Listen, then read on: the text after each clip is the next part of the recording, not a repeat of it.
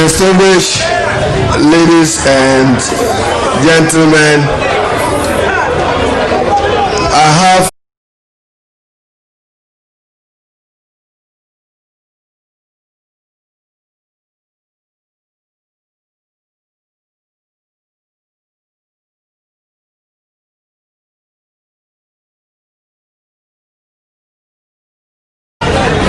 but a man who works with his character and reputation as a dedicated public servant.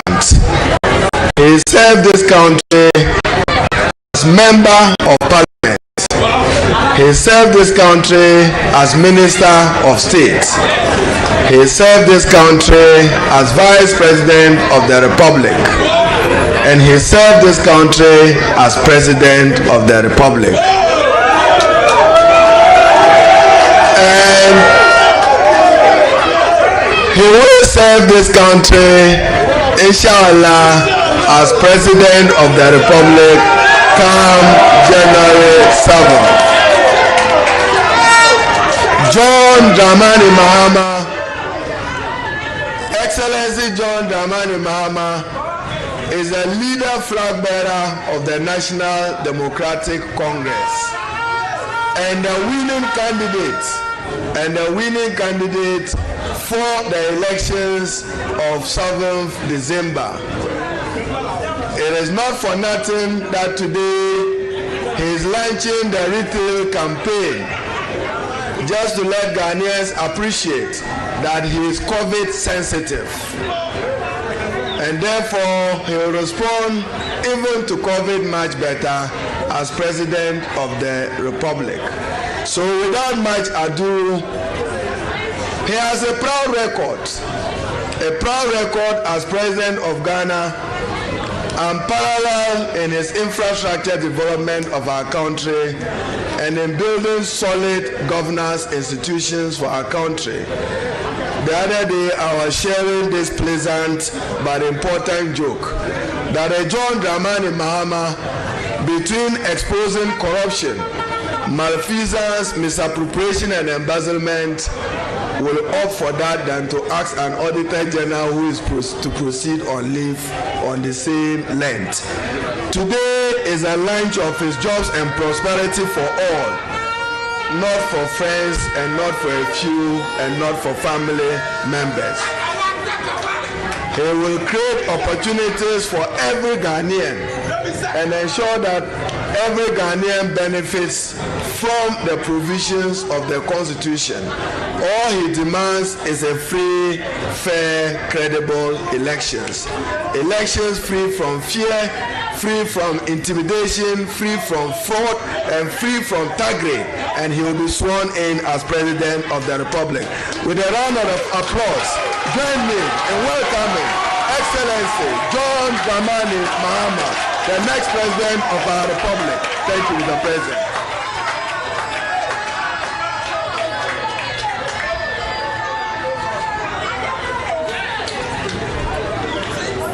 Good morning.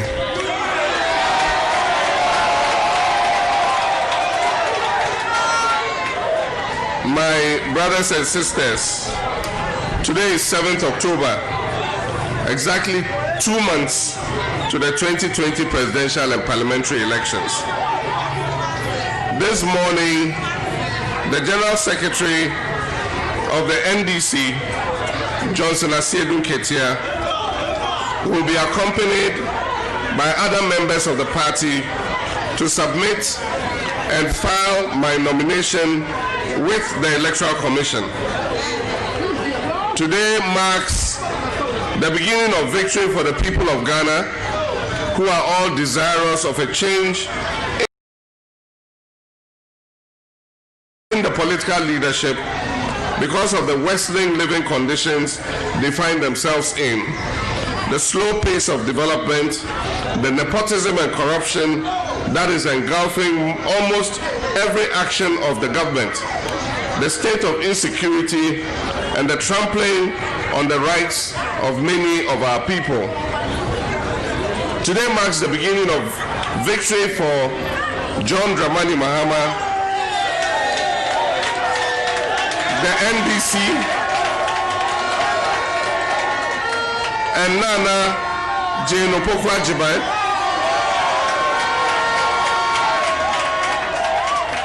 As we step out boldly with the support of all Ghanaians to file our nomination for the 7th December election, my brothers and sisters, the battle to transform our dear country starts now. The change starts now. It is our sacred duty to win this battle to deliver true change, not for ourselves, but for all Ghanaians who deserve to live a better and dignified life.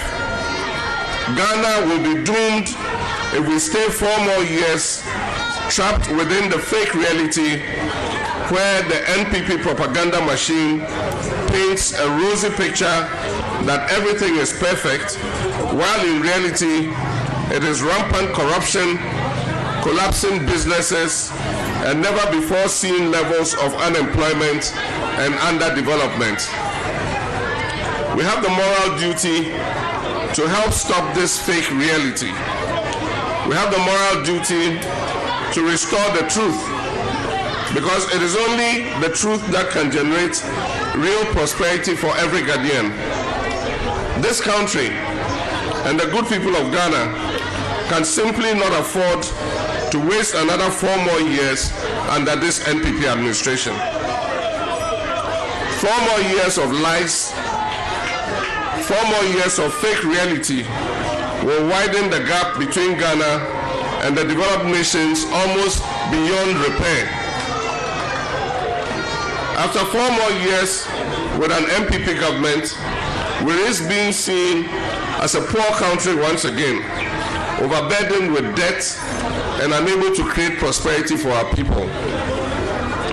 Ladies and gentlemen, when in 2018 I took the decision to run again for the highest office of the land, I did it out of a sense of urgency, which gradually took over my heart after I began to contemplate more and more thoroughly about our vulnerabilities as a nation. As a nation, we are weakened by multiple vulnerabilities. Some are temporary and easy to deal with, but others are more systemic. And today, because of the current COVID-19 pandemic, these vulnerabilities have deepened. We acquired a middle-income status a decade ago, and since then we have fought hard to consolidate and improve our gains. We've come a long way in the last 10 years, but we are today facing a clear risk of being stuck at this low level of development. This is our major vulnerability as a nation. This government has made no real effort to begin to create an economy that generates prosperity for all our people. There has been very little investment in innovation and creativity, the main drivers of prosperity, and we're still witnessing many cases of institutional failure. To create sustainable and ever-growing prosperity, something we all deserve, it requires building a robust social and economic infrastructure, one that supports creativity, innovation, and the production of high-valued added products and services. The risk of becoming a country trapped in poverty is unfortunately boosted by the fact that while we're fighting hard to consolidate our status as a developing country, the advanced nations are in the middle of the 4th industrial revolution, transitioning from a post-industrial world to the world of smart technology, and from a production-based economy to a knowledge-based one. In simple words, the advanced world is moving in one direction, while we are still moving in the direction the world moved 20 or 30 years ago. If we keep moving in this direction, we will become less and less competitive on the global market, and this will condemn us to perpetual stagnation and backwardness. This might happen because our main vulnerability as a nation is a weak social and economic infrastructure. I've traveled around the country and gone deep into the hinterland, meeting chiefs and interacting with communities and stakeholder groups. Over the last 4 days, I've been here in the Western North region. And because of President Nana Akufo-Addo's decision to stop ongoing cocoa road projects, for example, many of our communities and cocoa growing areas are inaccessible or have very poor road networks. Many of these communities are also still without mobile network connectivity, denying the people, the students, teachers, and health workers of access to call and internet services in this 21st century age. This is precisely why during my first term as president, I took aggressive steps to develop and consolidate our health infrastructure, our educational infrastructure, our transport infrastructure, and our digital and communications infrastructure. This is the only way to build a resilient nation. Without creating and consolidating a developed infrastructure, no nation can prosper and resist global shocks such as the current COVID-19 pandemic. In 2012, Ghana's GDP was $41 billion. It was $55 billion in 2016. According to the facts, during my first term as president, we were able to add onto the size of our GDP almost $14 billion. Ghana's GDP in 2020 is projected to be somewhere around $59 billion. This means that the current MPP government has managed an addition of only $4 billion in 4 years. This is the difference between us and them. We delivered $14 billion growth in 4 years, while they delivered only $4 billion growth in 4 years.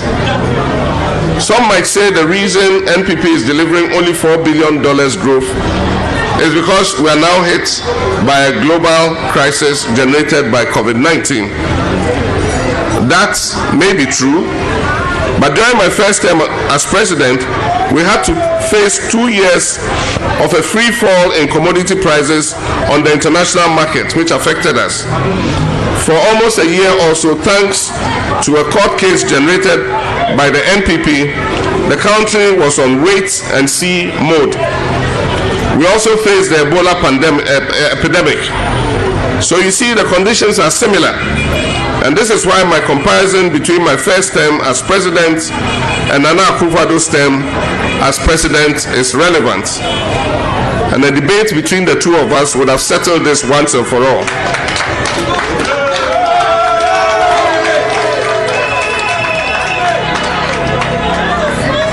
We both had to face dramatic situations.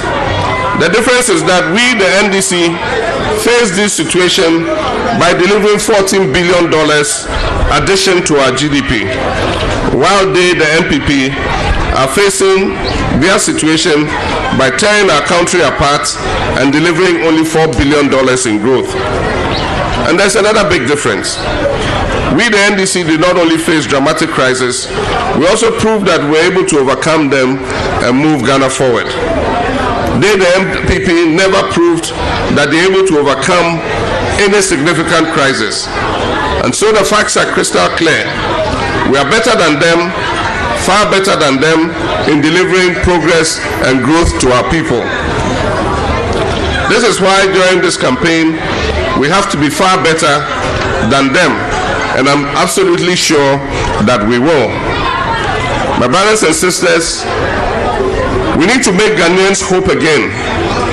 We need to make them feel they are listened to and taken care of. We need to make Ghana work for everybody and not just a few people.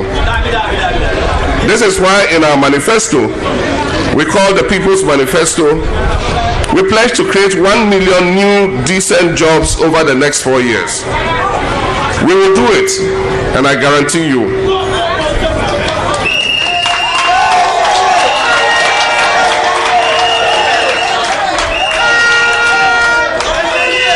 Let me give you just one example of how we will do this. It is our intention to turn our economy into a 24-hour economy, with factories and businesses working 24 hours a day, every day, especially in the production of high-end goods, not only for export but also for the local market. The additional shifts this will create will bring in a significant number of new jobs. And since we are talking about the production of high-end goods, there will be decent jobs with decent salaries and will allow people to live a dignified life. In the People's Manifesto, we also pledge that every Ghanaian will have access and benefit from a free primary health care plan. This will include cure, prevention, and health promotion. When you visit a district hospital, a polyclinic, a health center, or a CHIPS compound, you will be attended to for free. I guarantee that we will deliver on this because access to health care is a human right and because we, the NDC, always put the people first. Ghanaians deserve to have access to free primary health care services. We've also outlined elaborately how we will place Ghana at par with nations which have already embraced the fourth industrial revolution. We will develop our digital economy at a highly accelerated pace, one that has never been witnessed here in Ghana before. This is why in the People's Manifesto, we pledge to provide universal and affordable internet access to all Ghanaians. We'll also train 1 million coders who will become the backbone of our digital economy. Digital companies serve clients all over the world and they pay decent salaries. With our plan to train 1 million coders, our digital economy will flourish and a significant number of new and decent jobs will be created. There's great news for our young people. They are creative, they are innovative, their entrepreneurial spirit is an inspiration, and we're offering them a significant opportunity to help us create a 21st century Ghana. Because of the impact of COVID-19 and in response to the challenges many parents and self-financing students face, the NDC has decided that tertiary students will pay 50% only of their tuition fees for the 2020-2021 academic year.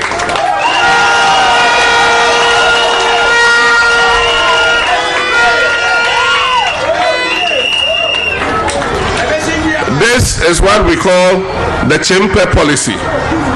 It is important because many homes and businesses are yet to recover from the shock and impact of the COVID pandemic. Ghanaians therefore have every reason to have hope again. We, the NDC, are offering a future to be proud of. My brothers and sisters, beyond the powerful pledges in our manifesto, this campaign is about our true vision, and it is about you, the people of Ghana.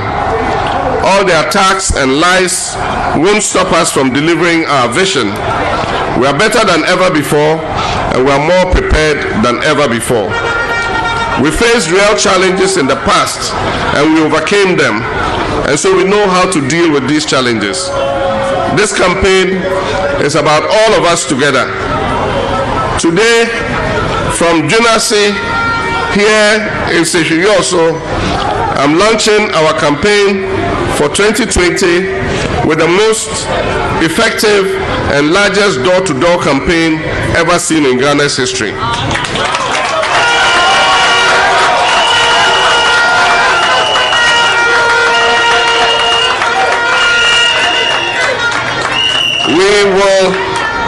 We will touch every soul, we will heal every wound, and we will restore dignity and truth to Ghana. To all my compatriots across the various branches and constituencies, I entreat all of you to take our message directly to the people. Share the People's Manifesto with them and let every community understand what is in the book for them. My running mate, Professor Nana Jiman, who is currently in the Eastern region, will also continue her activities today with a community door-to-door campaign. We have broken our message into simple flyers and also produced an abridged version of our manifesto to make it easier for all to have access and to get the details firsthand. You can also download these documents from my website www.johnmahama.org.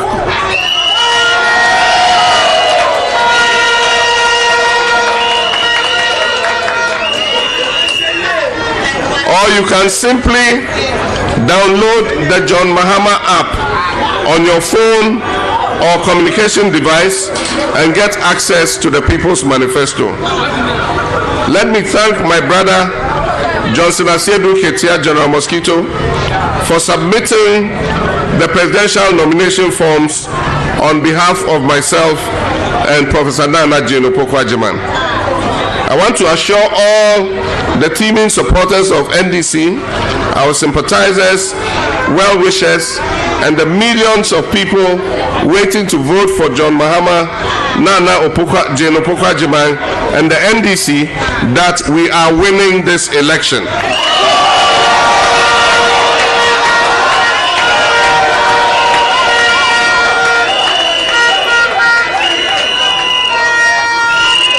We are determined, and the Electoral Commission, and indeed no institution or anybody, can and should try to subvert the will of the Ghanaian people. We have had concerns to draw the Commission's attention to many instances of infraction and actions that have not satisfied us. While we're expecting the Commission will live above reproach, I want to assure you all that the NDC is very well prepared, and we will police the ballots from all polling stations.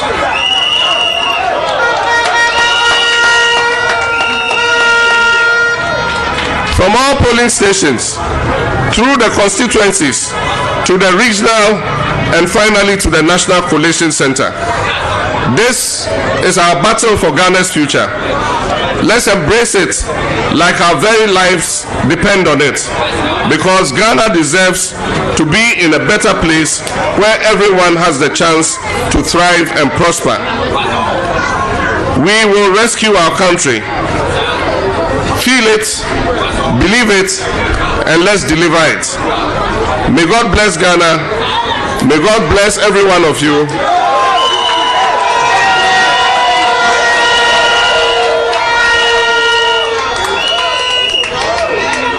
Let's do this for Ghana. Let's win this for Ghana. May God bless us all. Thank you.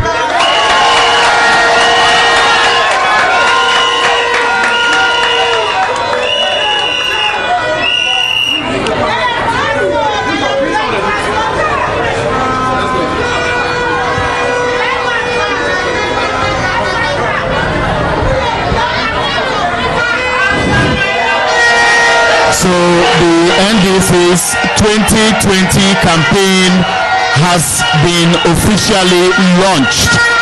Former President John Dramani Mahama and the entire NDC membership are expected to be going around the country from door to door selling the People's Manifesto. It all started with a speak out tour. The former president and the NDC went out to speak to ordinary Ghanaians, various professional groups, people working to feed the nation, to hear their concerns, to appreciate what they want this country to be in the years ahead. And together with a team of experts, the NDC put together the People's Manifesto. The party again has gone around the country on tours assessing the people and how they are appreciating what it has put together, testing the waters, and the support has been very overwhelming.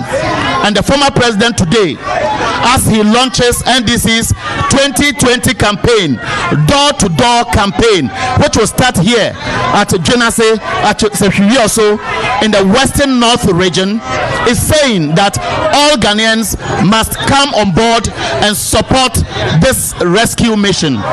This event was live at the NDC regional office here at Sefiwioso district, and it's a constituency at Dwenase, and present was the minority leader of parliament, Haruna Idrisu. I've seen the former chief of staff, Julius Debra. I've seen the former minister for South Africa, ambassador to South Africa, the former minister for agriculture, Kwesi Ahoy here. I've seen several members of the NDC leadership here. The former president, as we speak, is walking to some of the shops around to begin his door-to-door campaign, and you can see and hear and feel the shouting, the screaming, acceptance of his track record and what he has done to boost the image of this country. The former president has said that in his campaign tour of the Western North region, he decided to travel to the hinterland to appreciate what the ordinary people are going through. And he expressed regret at the fact that many major initiatives, especially in the road sector, remember, he embarked on what they called Cocoa Roads Project, which took as much as $150 million from monies government was able to secure to boost the cocoa sector, to specifically target the roads which are very poor in this part of the country and several other cocoa growing communities. And he's expressing regret that 4 years on, several of those road projects have been abandoned. Beyond that, he's also surprised that several years down the line, many people in Ghana today, as we speak, do not have access to telecommunications. I'm talking about Vodafone, I'm talking about MTN, I'm talking about Teltigo, and you can imagine what telecommunication has done to improve the lives of the people in the area of job creation, learning, and several opportunities. And I'm sure as you watch the screens, TVXYZ, Ways of TV on TV, YouTube and Facebook, on Ago TV, on several other radio stations which pick the official launch of the 2020 campaign live, you would appreciate the fact that those watching TV now, that the former president is going around engaging ordinary people around where the campaign was officially launched to sell NDC's manifesto. I'll go around and help you to appreciate some of the things in the manifesto, and I'm sure I'll be going around with my cameraman when it is set. But I can see some beautiful ladies around. I want to beckon as many of them to come around because they are holding placards. The placards are basically talking about many things you and I, the ordinary Ghanaian, discussed with the NDC as a party. The former president, who is poised and very confident, he sounded when he officially launched the campaign today, that he is going to win the 2020 elections. He has again served notice that Ghanaians, the NDC, and the general public will not accept any activity by an institution or group of people to subvert the will of the people. I see extended maternity leave to 4 months, free tertiary education for persons with disability, jobs and prosperity. And in the conversation with traditional authorities, with the people at Mini Debes, the former president explained that the job creation initiative will fall under the big push. I'll be speaking to one of the organizers of these pretty ladies you see behind me, who have been selling snippets of what you must expect to see if you download the John Mahama app, or you go to johnmahama.org, that's on the website, or you get copies of the mini books that have been put together. Here you see scrap import duties on all commercial vehicles and other equipment for industrial and agricultural projects. This is one big initiative or promise that has won the hearts of several hundred thousands of people. Either they are artisans, they are fitters, masons, fitters, sprayers, electricians. Look at all those who fall under the automobile industry if they have to do with repairing vehicles. Government introduced an import duty that was going to ban the import of slightly damaged vehicles, and at the same time the import of some of these vehicles. Otherwise, if we were bringing it in, the import duties were so huge that you were not able to afford to bring it in. The former president has said that under the People's Manifesto, this will be scrapped to give opportunities for as many as possible. Pay all assembly members. This is also another major policy in the People's Manifesto. I'm sure you've heard series of press conferences by concerned assemblymen acknowledging and commending the former president for realizing that assembly members form part of the decentralization concept, and for that reason any initiative that is going to empower them to be more productive on the ground will help push a common cause of making sure that this democracy we are building is participatory, and for that reason those championing or leading that cause at the various district assemblies can do that with a lot of the effort and then the support they need. Extend maternity leave to 4 months. If you are a woman and you gave birth to a baby, after 3 months breastfeeding, you are expected to go back to work. The 4th month is when you are preparing your child and introducing your child to the food you and I eat. The former president said it is trauma on working mothers. That will be added on. An additional month will be added on to make sure that working mothers will be conditioned, make sure their babies live well, and when they return to work, they can be very productive. This one talks about free primary health care for all. All you need to do is to get a copy of the People's Manifesto. Under this policy, my understanding is that a lot more Ghanaians cannot or are not captured under the National Health Insurance Scheme. And so this free primary health care initiative is going to help them to get access to health care, and in most cases in the deprived communities. They could be CHIPS compound or the smaller health facilities. I have a lady here who has been doing this all, and even before I speak to her, let me speak to the Deputy National Youth Organizer of the NDC, Edem Agbana, and standing beside Edem is Obobia. You know her very well, very pretty lady who is very active on TV and radio. But let me engage Edem Agbana first. Edem, I've seen lots of them. I'm even tired. I'm sure this conversation will help us to read as many as possible. What is informing this initiative and how are people receiving it? Let me first give commendation to our Deputy National Communications Director Obobia for the initiative to organize all these young ladies and project the promises that we have in the People's Manifesto, which has become accepted widely as the document that will redefine leadership in this country. If you look at the items written on the various placards, you will realize that each and every one of them has something to do with young people. And I have every confidence that in 61 days, the youth of Ghana, the youth of Western North will vote to change the politics of division. They will vote to change the politics of unemployment and vote for a government that will create 1 million decent and sustainable jobs. Young people of Ghana on December 7th will vote for a leader who will provide opportunities for all and not for a privileged few. A leader who will spend the hard-earned resources of this country to improve the lot of the many Ghanaians. And that is why we have policies such as the free primary health care. President Mahama is saying that in his first 4 years as president, he spent the country's resources building CHIPS compounds, clinics, polyclinics, district hospitals, and all that.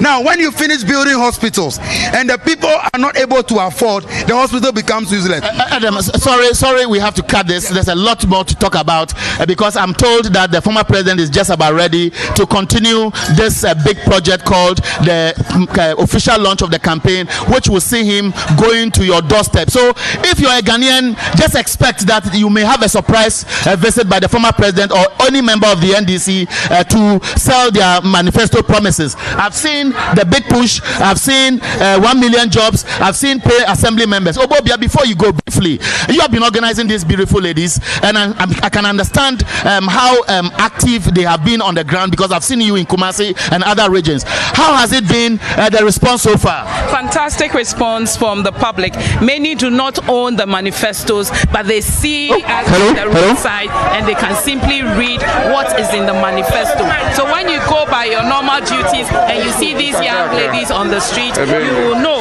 that the President Mahama has promised to pay fully depositors. You're on vacation. Oh, okay. Study hard, okay? Study hard. Okay.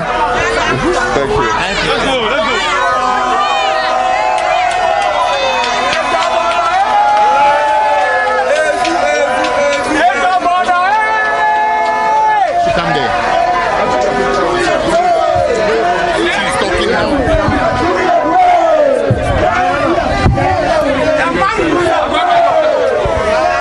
Send your mark also kakra.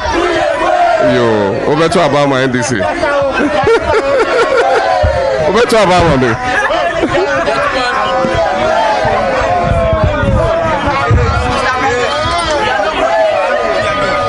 We are here to vote for you. Okay, we will vote for you.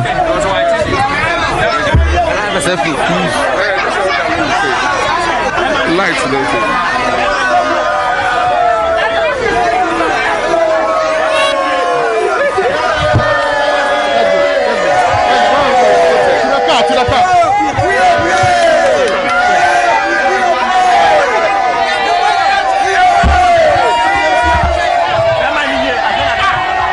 Back to Eric, right?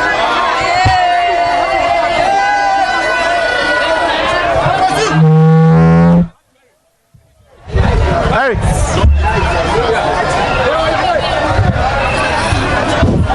And so you just heard a conversation between the former president John Dramani Mahama and some ordinary residents of Dwenase, which is under the Seshi We Also constituency.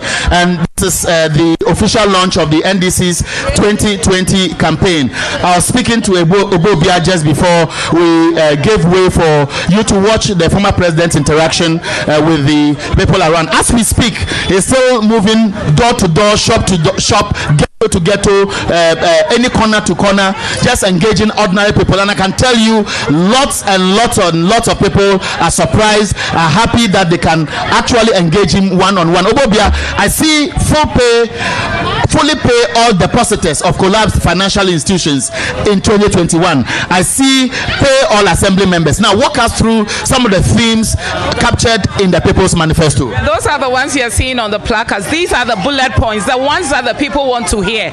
Why they want to hear it is that because we had gone into consultation with they themselves, and they had told us exactly what will work for them, and that's why we have the People's Manifesto. So what we are doing, and everywhere you see us, we are trying to put the bullet points out there for people to understand that these are what is contained in the People's Manifesto. It is a manifesto for you, it is the manifesto for me, it is a manifesto for us. So it's not as if a few people went to sit in some corner and brought a manifesto to the people of Ghana. This is a manifesto that has ideas of the people we are about to govern from the 8th of December 2020. And I've seen a lot of effort by your opponents to water down some of these bold initiatives, and even instances where they suggest that it is something people cannot trust because the candidate John Mahama doesn't have a track record.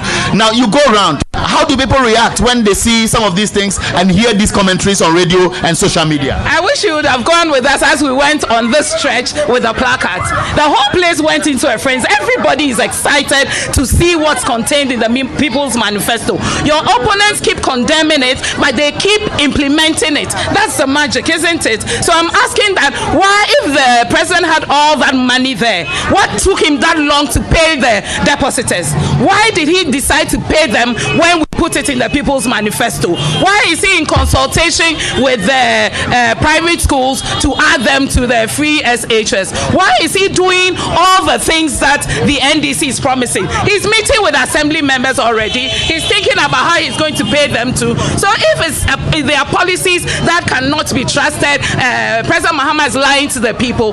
What is his business implementing some of them? I don't know whether you have gone to any of the garages. For example, I see this lady here with a placard